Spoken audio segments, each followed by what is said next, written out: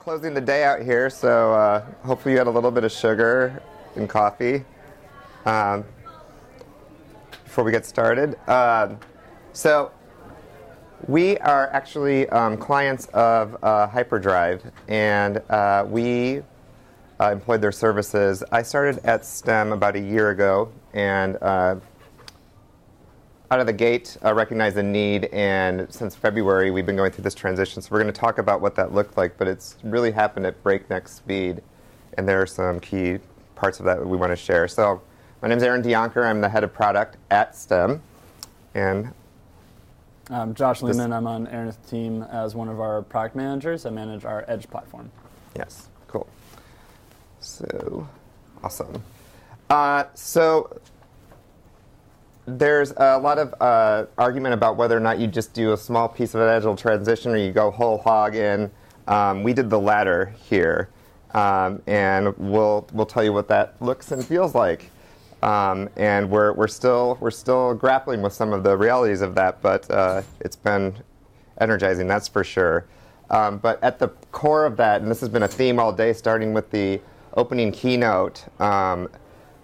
There have been these very, very basic principles that have helped us get through the choppy waters. And there are always those moments of truth where are you going to regress and abandon the progress you made, or are you going to just push on through? And these principles have really helped us maintain that resolve. We've discovered a technique with Hyperdrive, in particular the consultant we're working with, on getting through those difficult discussions of intractability, and we'll share that with you. And then we'll talk about where we got some bumps and bruises along the way. Those continue. Mm-hmm. So what do we do? So STEM is we're an industrial internet company. So we make energy storage systems that are digitally connected, and they're basically for commercial and industrial customers to have some flexibility with when and how they're using power. So you can imagine the ability to charge during the day when your solar's up, and then use some of that energy to avoid peak periods in the evening when the sun's going down. So for an enterprise customer, you have that flexibility.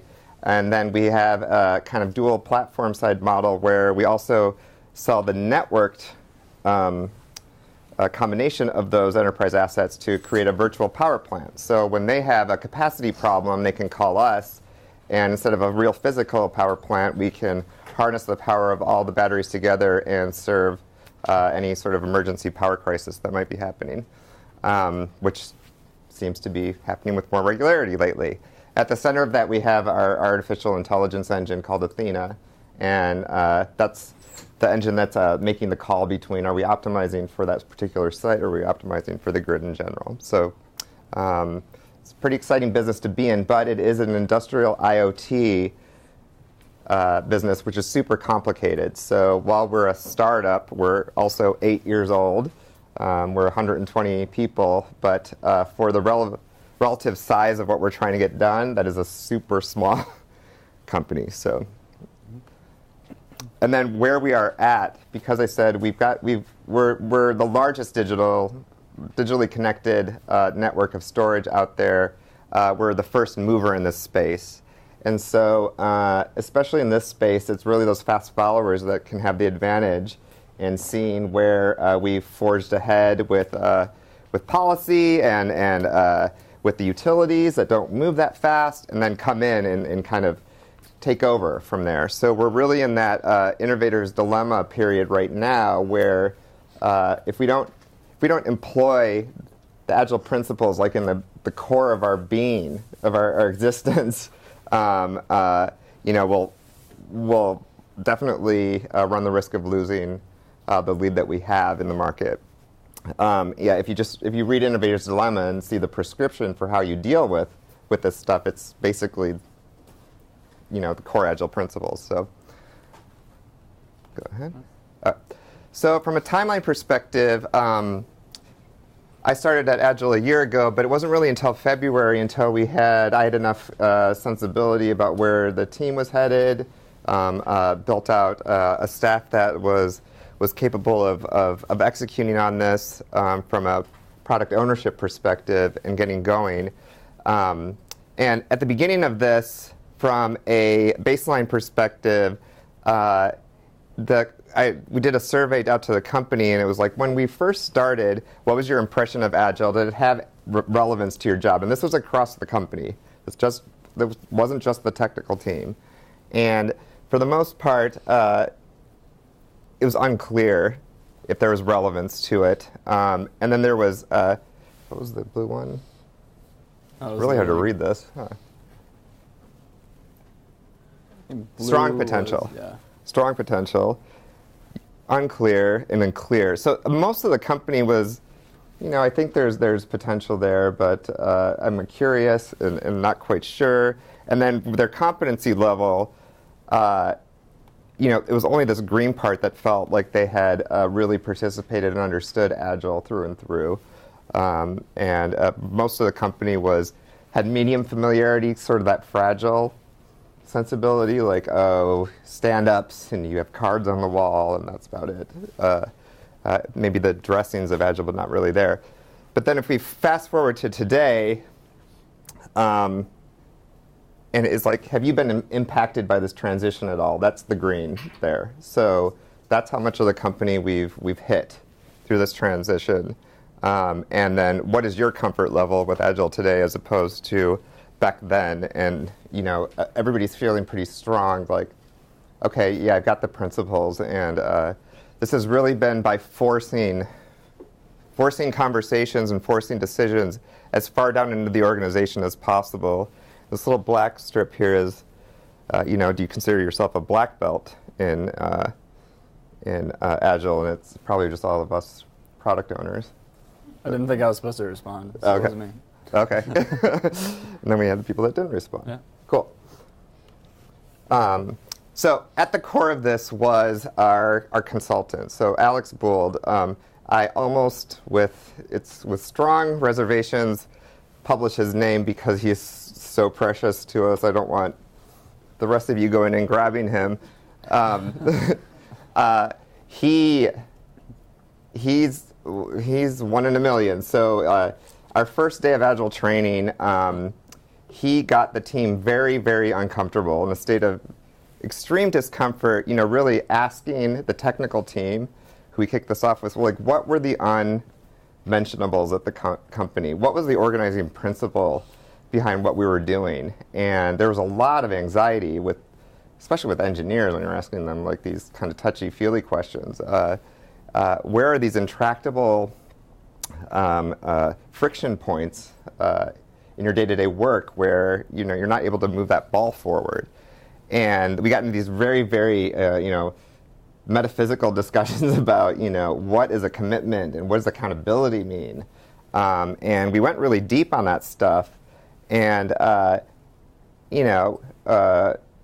people were taken out of their comfort zone, but it needed to happen. And those are the types of breakthroughs. So Alex always delivers his Agile spiel with a little bit of, handle with care messaging, in that this is about embodying the principles of Agile, not the superficial cosmetic decorations and adornments of Agile. This is about really, really embodying the integrity of what that manifesto is trying to express, and what the principles are trying to convey. And you are Agile. You don't do Agile. So there's this really strong tendency within the group to give me the steps, give me the process, walk me through. How do I certify myself? How do I get that that textbook knowledge done? And you tell me what I need to know, and I want to run back to my desk and just do it by myself. And it was really hard working against that, because it was an expression of the work that we had to get done to bring everybody together to work together. And then be careful what you see when you employ it. Be careful, because you're gonna understand what the breakdowns are. The X-ray is going to be right there. This is where you need to focus your attention from a priority perspective, and sometimes people don't want to see that. So the ability to be in an organization that has too much to do and kind of hide on accountability and deflect sort of any real responsibility, because it's so easy to point to the chaos and say, well, that's why I didn't get it done. Agile will show like where the breakdowns are really fast if you employ it correctly. And then whenever he would say this to our executive team with us in the room, is like, I will build you an army, but be careful, because what happens is that you educate the staff on these principles, and people can get very passionate about them. And if they start seeing breakdowns, the tolerance level, once you've been educated on it, the tolerance level goes way down for some of the bullshit that happens in a company when you get a little like pod of people that are really animated about this. They will go to the mat, with the CEO. So he was always, and that's our CEO, John Carrington, there talking with Alex. Alex was very, very clear, okay, if you asked for it, and he sure delivered. So what is a first principle? So we'll be using this phrase, and it's really just like, what is a core fundamental? What's a non-negotiable? What's something that we all decided we would hold each other accountable on till the very end? And it's either at a personal level, a team level, or the company level. And it's something, I would say, a little bit higher level and a little bit more intangible than the principles themselves are laid out with the 12 Agile principles, but we'll go through them and you'll see what I'm talking about.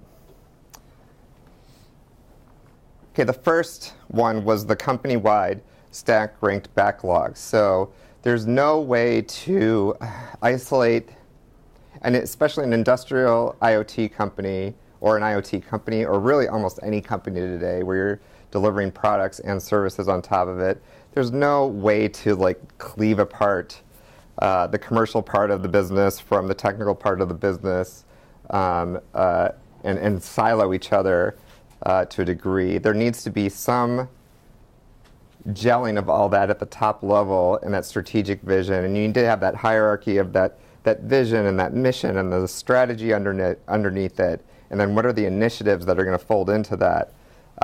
Otherwise, that roadmap isn't there. It's impossible to explain to folks. There's no alignment. People will fill in the blanks around it, and the discussions that you need to have about what's more important don't reveal themselves.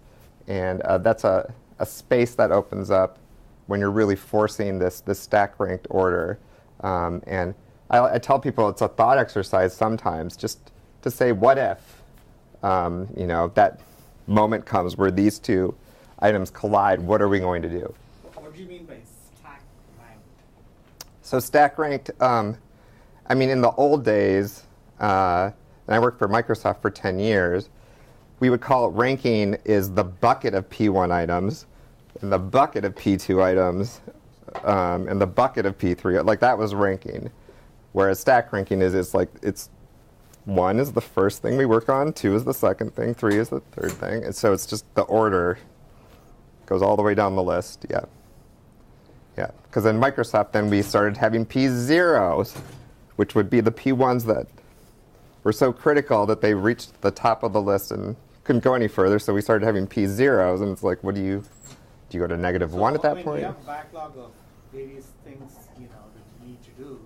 What you're saying is just like giving them each a number and ranking them. Is that what you mean by stack? Yeah, exactly. So same with the priorities of the company are in order. Yeah, and this is the most important thing. You can't have two things that are the same rank. Yeah. And I'll let you take the next one. Sure.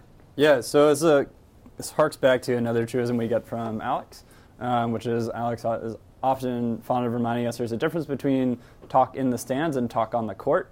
If you imagine yourself at a sports game or something, there's always people in the stands sitting back, eating their popcorn, drinking their beers, and saying, "Oh yeah, you should probably pass to that guy," or yeah, he's his threes are really off tonight or something like that. It's a lot different. That doesn't really impact anything that happens in the game. But when you're on the court, if you listen to people on the court, they're saying, pass me the ball, shoot, things like that. So it's more action-oriented conversations, right? So what we found at STEM when Aaron and I were both kind of getting started, there was a lot of talk about issues and problems, and they would be very circular. And because we have a very complicated technology stack, often those conversations wouldn't get really far. And it would be, oh, well, we can't do this until we fix that. We can't do that until we fix that. We can't do that until we fix that. So you end up in these circular conversations that are not really action-oriented. So we didn't really have a way to bring the talk onto the court and to have focused conversations on what we were actually going to do. The exercise we're going to walk through in a little bit is going to touch on that specific problem. Yeah. It also, when you're in the stands, you can consume your time with commentary on everybody else's performance. But when you're on the court, you're more focused on what you're in control of. And then the other part of this is the formalization of the roles and the responsibilities around ownership, and then really dedicating yourself to transparency. And this came up in the keynote earlier this morning, is that these topics are kind of timeless and obvious, and sometimes you get people rolling their eyes at you when you're bringing them up, but they're so core and fundamental. I can't explain the urgency and the passion I have around them, from let's take some extra time and make sure we're all talking about the same thing. Let's make sure that we understand what the role is here. Every time we had this challenge to the group, like, just get up from the table and get to the whiteboard and talk about what you think this meant. Every time there was a disconnect between various parties. And if you've read Jeff Sutherland's story mapping book, you understand, where the roots of stories within Agile are. And it is really about that dialogue, because it's only through that dialogue can you make sure even stuff that's written down isn't going to convey 100% the sentiment behind an idea, an expression of an idea.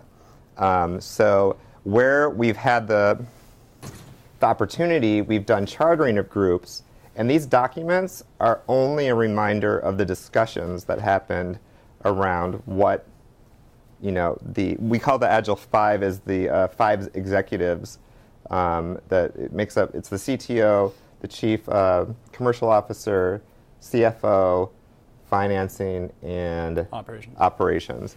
So they make up, they're the sponsor, they're the highest order group within the company, and they have a charter. And it's everything that they're responsible for, the reason for their existence, what they do, what they don't do, the stuff that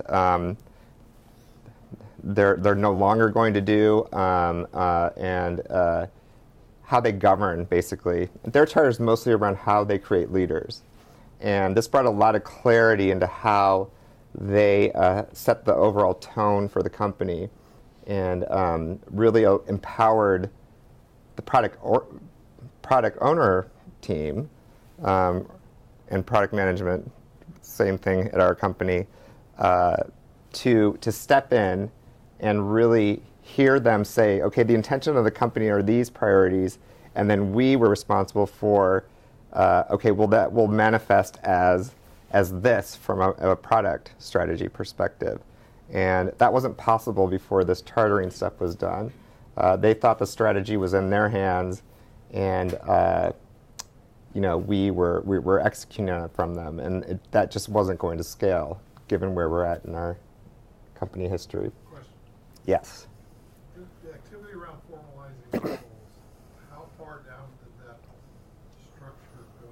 Did it go all the way down into the Scrum teams, and in particular the dev teams? So the Scrum teams focused more on, they did charter themselves, and they focused more on the working agreements within the Scrum teams themselves. That's where their priorities were right out of the gate.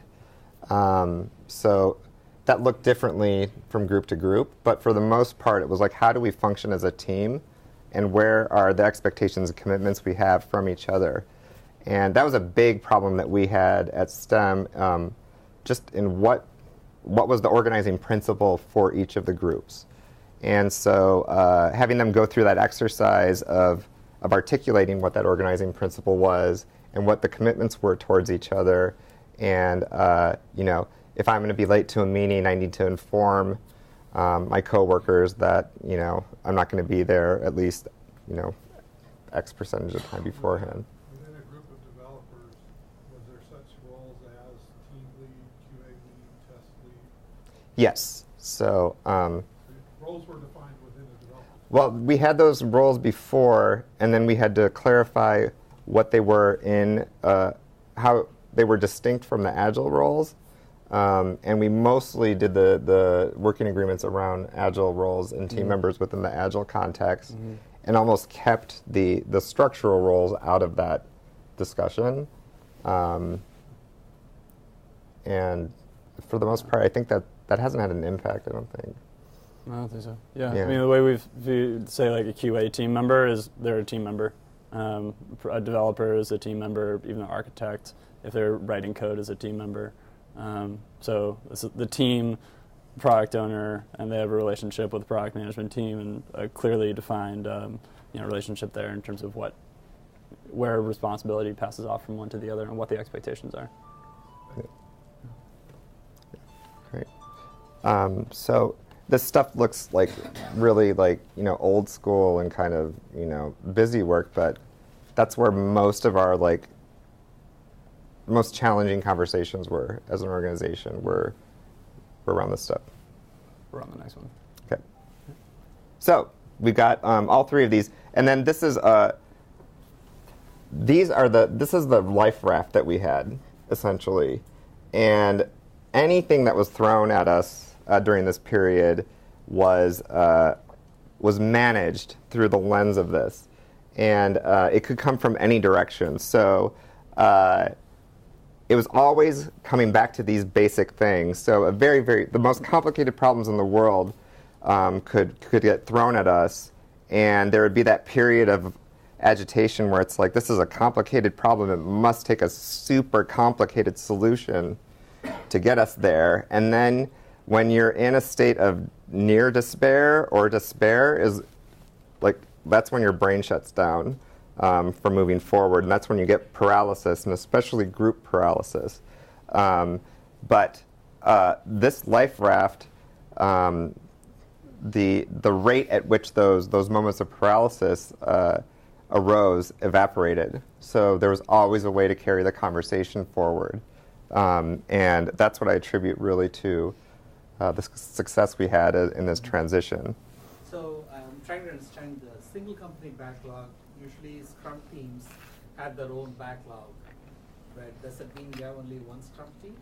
We had multiple Scrum teams, but the Scrum teams were ordered, and this was the architecture of the company, was essentially scaffolded around what that backlog looked like. So there would be, here are the overall priorities of the company, and that would take the shape of different value streams that were getting provided to our customers and to our partners. And that allowed us to create an organizational structure where the Scrum teams were owners of those value streams. Then we had initiatives that would be horizontal in nature, and it was easy to cut up the features and stick them into various initiatives and value streams. But that organizational structure and those Scrum teams were a reflection of the backlog itself. And so the backlog was split into various value streams, and so in essence, each team has its own backlog. They draw from the company-wide backlog. Yeah. So whatever is the top priority item in the company backlog, you say, okay, which team is most suited to take this on? and you allocate it to that team, and the next item, and the next item, and the next item. So the team's backlogs get generated based on what's the highest priority on the company backlog. And similarly, if one team gets caught up on a problem or is taking them longer to get to something, another team might have capacity. You take something off that team's backlog and take it to the other team's backlog, because it's what's the highest value to the company is what you're trying to solve for. That's very good. And the theory behind SAFE, Scaled Agile Framework, and we have a variant of that because we're not super big, but we have a very, very complicated problem and customer base. Is that you should be able to flush the backlog and the team structure every quarter, but that's too extreme and too disruptive on our side. And I think because the care we took in structuring the backlog and pulling out the themes and the value streams has allowed us to have a little bit more persistence in the team structure than maybe other folks have had. Yes. Ready to start the exercise? Yeah. So Josh has got an exercise for us that he's very excited about. Mm-hmm. Yeah. So we need teams of about 2 to 3 people each. So take a minute and get yourself into groups, and then we'll talk about what we're doing. Try to pick out some wall space, too. We're going to need to use the walls in the room, so feel free to move the chairs around and block yourself out a little bit of space. You want to hand out these and a bunch of these. And it's either or, the pink, it doesn't matter? No, it doesn't matter. Okay. Take a bunch of stickies, a couple of Here's these. some Post-it notes for folks that you'll need for the exercise. Here you guys. You're going to need some Post-it notes and Sharpies. Here you go. No problem. You guys see? And here's some pens. Pens. All right. Thanks. So as we talked about before, something we really focus on, a first order principle for us, is having talk on the court, right? Having very focused talks about how we solve our problems. And so for that, we need a structure to break down really gnarly, big problems we have. Without talking about the detailed problems and discussions of our technology stack, what we're going to do is try to come up with something everybody can relate to. So what we're going to try to solve for is lines at the DMV. So I think everybody can relate to this. And I spent some time waiting to get, recently I had to get my license renewed. And I tried to go online and make an appointment, but I couldn't make an appointment for 6 weeks. So I had to wake up at 6 in the morning and go to the DMV and wait on that long line. So the first thing we do is we try to list out the breakdowns, right? And breakdown for us is something that is clearly articulated in the format X prevents Y, or X inhibits Y. So you could say, standing on line at the DMV prevents me from going about my day, or even more, you could say prevents me from renewing my registration or something like that.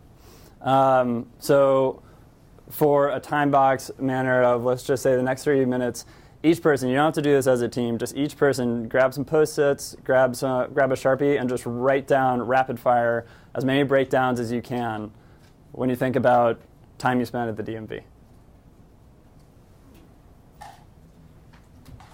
And then throw them up on the wall once you have them. And just like with Agile stuff, keep this in the mind of the customer as much as possible. And what are the customer's goals and what are the breakdowns in achieving those goals? And then internally, there could be breakdowns that keep you from addressing the breakdowns for the customer. So it can be this onion type peeling back of stuff. And I don't know, what are some other ones that come to mind for you, Josh, just to... Other things? There are those forms that you can't get outside of the DMV. It's like inability to get the form before I get to the DMV inhibits my ability to get online at the DMV.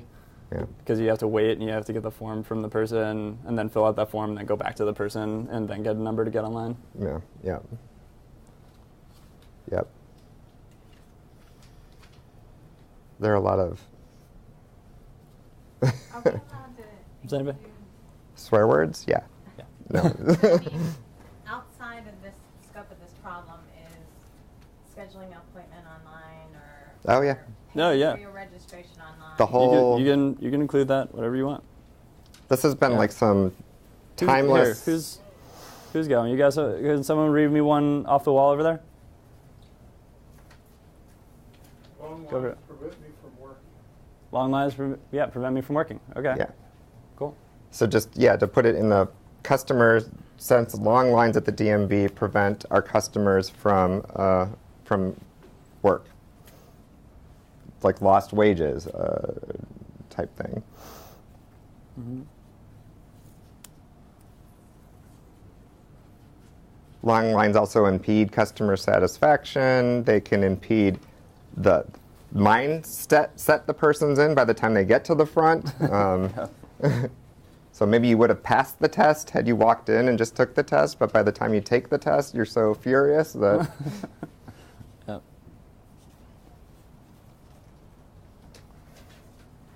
So Cool. the All right, point so behind we this got one is that we've all had those moments at work, or we have them quite often where the conversation just isn't moving forward. And there's a state of overwhelm within the room. And this is a technique that tension, you can physically feel that tension leave the room when you switch to this type of discussion. You guys Do we play all the same agree side? on what is breaking one down team or two here?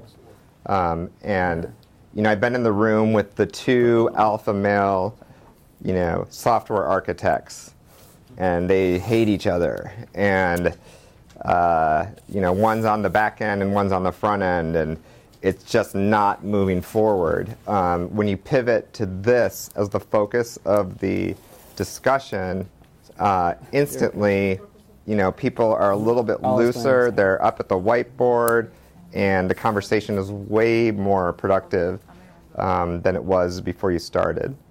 And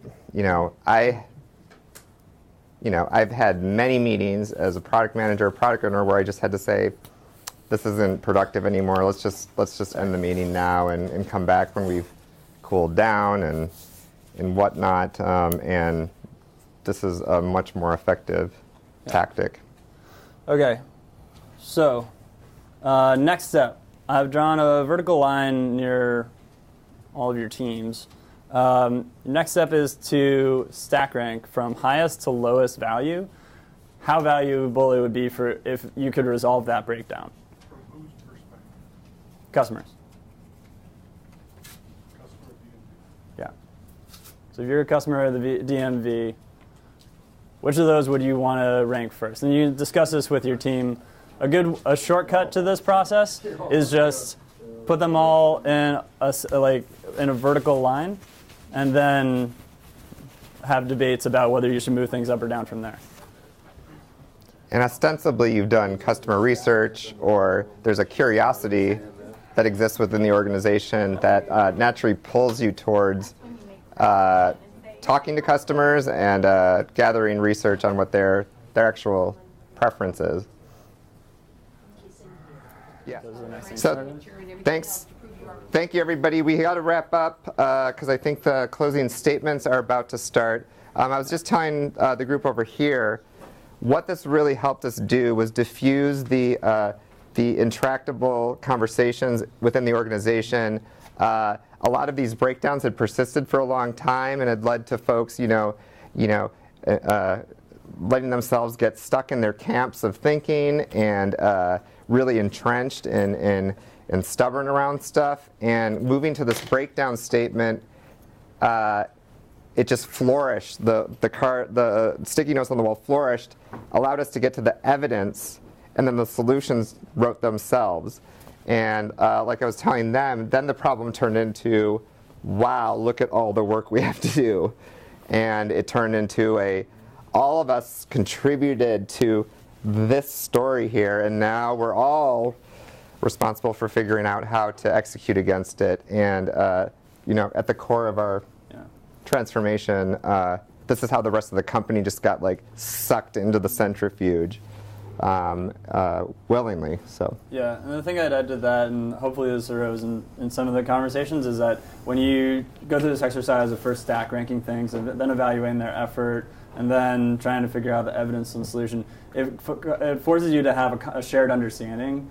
You can agree upon the words of what a breakdown is, but when you really understand, when you really have to put an estimate on what's it going to take to resolve this, what's the evidence that it's resolved, you could discover you're talking about different things. Or you could also discover, like this team we were talking about, they had one thing that was super high value but super high effort. They figured out how to split off part of that could be also retain really high value but have much less effort. So there's parts of the problem that you can break off. So this conversation is meant to facilitate that kind of breakout of the larger chunks. And you guys all exhibited the most important behavior is that you got up and went to the wall and started working. Yeah.